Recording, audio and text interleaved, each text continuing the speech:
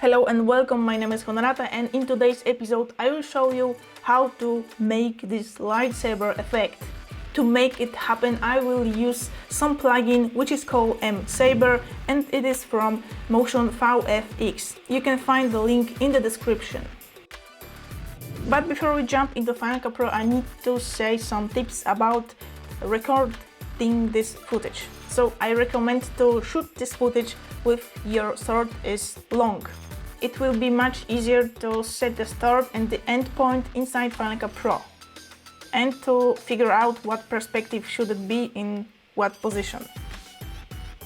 The second tip is about your shutter speed. If your shutter speed will be set short, you might have some pretty much blur inside your footage and it will be hard to find out to set the start and the end point of your laser, of your sword. Okay, so that's all, and let's jump into Final Cut Pro. So I started with create a project, a vertical project, then I set up my footage, I scale it up, I set a frame, then I open my effects tab and drag my Saber effects into my footage. Then I try to move my start and end point of my light sword, but it turns out that moving the position of start and end point is almost impossible. So I asked about it support team. They told me first I should create a compound clip and then drop the effect on this compound clip. So I did it and it helped. It was no more issue with setting up the position of start and end point. Then I set a marker on my clip in the place I want to this lightsaber start to showing up. It's a frame before I put my sword behind me, like this. In Inspector tab I set up my Saber effects, and the next step is setting my start and end point of my lightsaber. I started from the blue marker. This plugin has its own timeline and also keyframe inspector, I can say. So to start this animation I need to click add keyframe in here. Then frame by frame I was moving my start and end point of my lightsaber. Here you can see some additional timeline. The orange bars tell you where you set a keyframe. Alright, the animation of my sword is done. Then I create second marker, this time the red one, and this is the point when my lightsaber is on. So before my red marker is off and after it is on. So I need to set some keyframe. To do this I used a mix settings inside my Saber effect. Like I said before, it was so hard to predict how long and what perspective should my sword has. That is why I recorded with my sword is long. Open, you know. And in post I want to create mask on it. And I know I need to cover it up with some mask.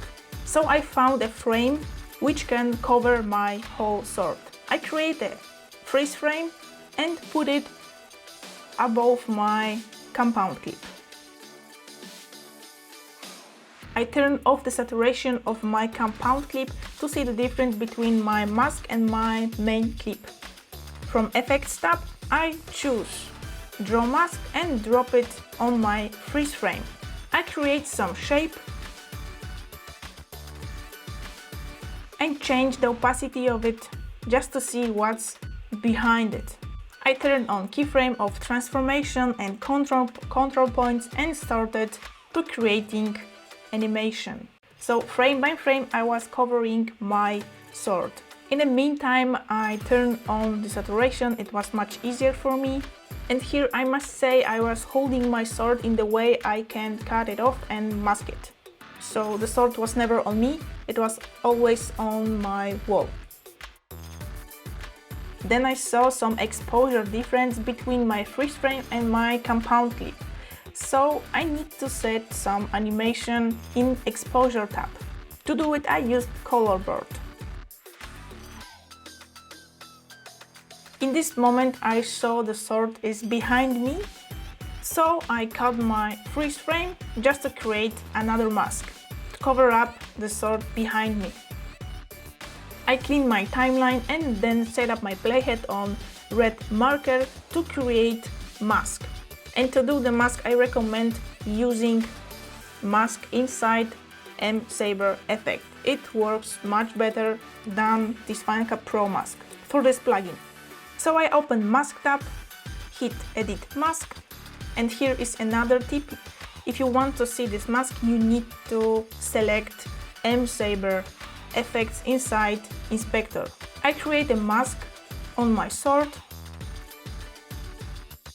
and hit the Move button to close it. Then I change my mind about opacity of my sword, so I select my compound clip, open an animation window and move my keyframe from red marker to the blue one. Also, I started to masking my sword from this blue marker. Remember to check this box. To start some animation, I need to hit Add Keyframe button, and then frame by frame I was moving my mask. So to be honest, I couldn't find a way to turn off this mask, so I just move it from my frame.